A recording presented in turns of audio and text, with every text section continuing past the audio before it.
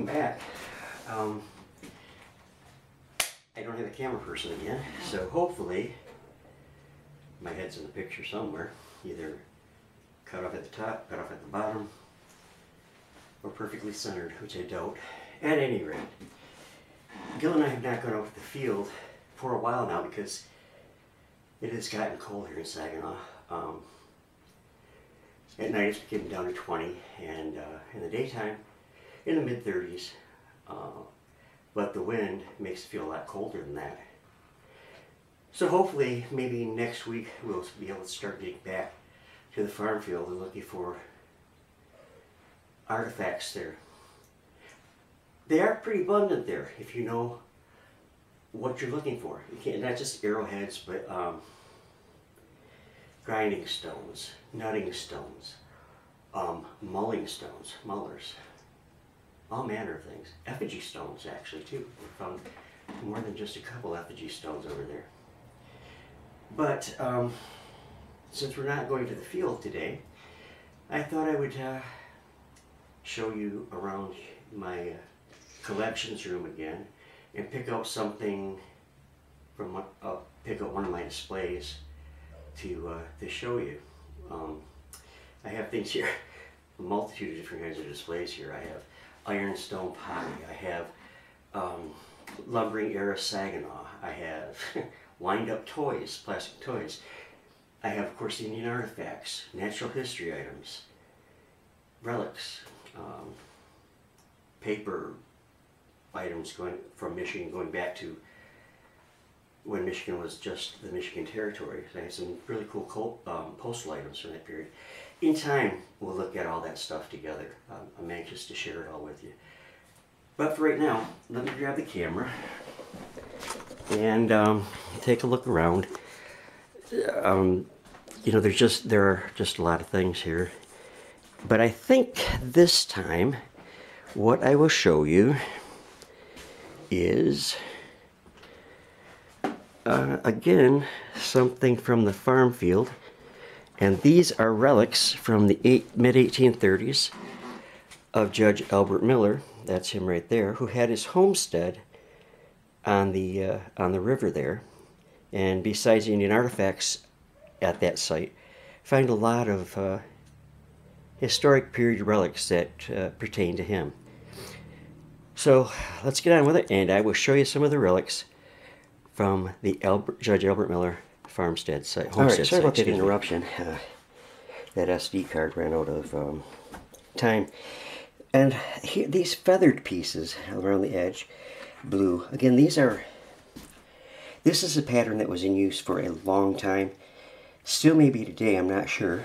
Now I know for sure these are from the 1830s, but I also know on videos I've seen from the River Thames in London that they're finding these back from the 1700s, 1600s. So it's an old pattern, a popular pattern. Here we have a musket ball made out of lead. Gil has found actually quite a few of those out there. Let's go over to this side of the book. And here is one of my very favorite pieces in the top.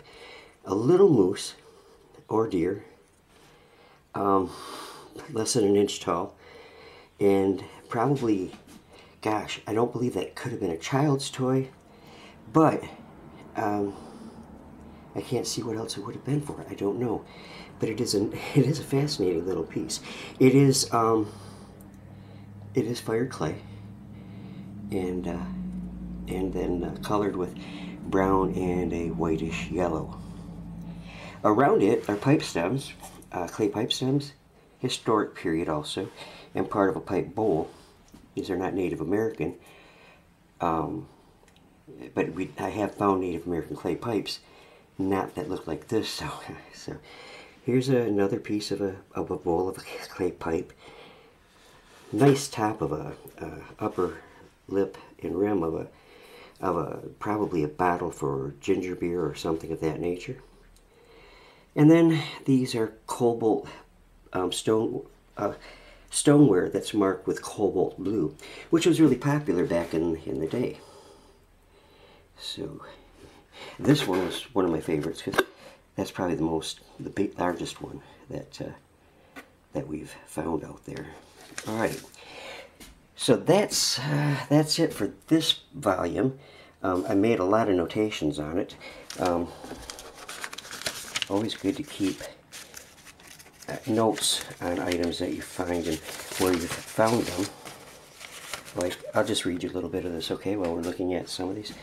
One of Saginaw, Michigan's early residents was Judge Albert Miller, who settled here in the early 1830s. His homestead was on a site I have named the OFS site. I don't use that designation anymore. It stood for Old Farm Site, but I don't use that anymore, which today is from a field near the confluence of the Shiawassee River and Cass Rivers in Saginaw County. And this is also the site of a late woodland Native American village with a few middle woodland and early woodland pieces also found there. The Indian artifacts are found commingled with the artifacts from Judge Miller's occupation, and it is a most fascinating and historical site. This collection may look fairly common, but it is historically significant and dates from an era 1830 to about 1840. So that would have been a transitory period for Michigan. It would have been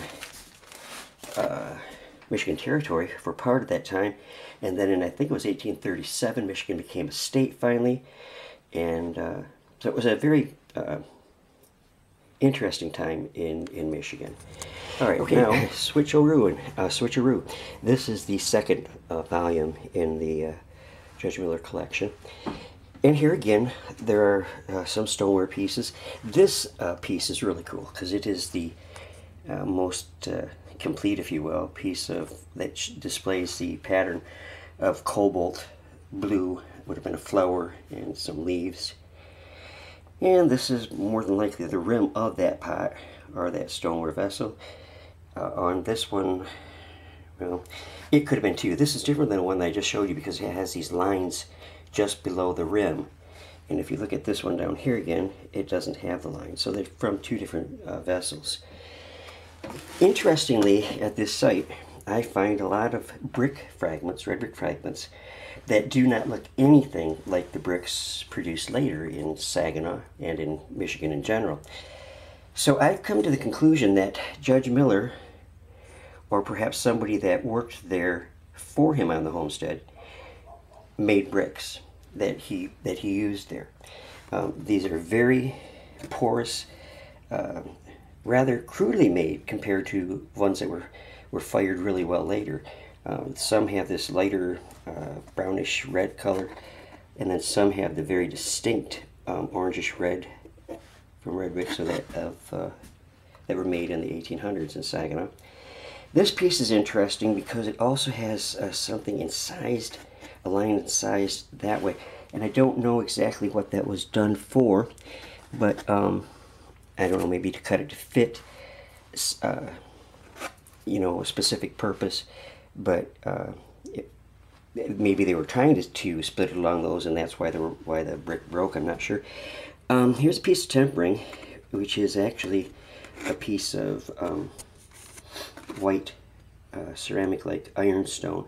So it looks to me like they probably crushed up whatever they had available to use for the tempering. Tempering in the bricks and in the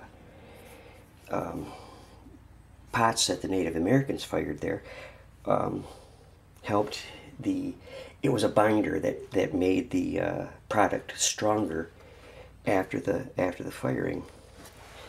Well, that's about it. I do have a larger collection, but as I said, they're not put out in a display form right now. But when I do that, I will share those with you. I hope you enjoyed this today, and I will look forward to getting back out into the field, hopefully very soon. The lockdown here in Michigan doesn't prevent me from doing that.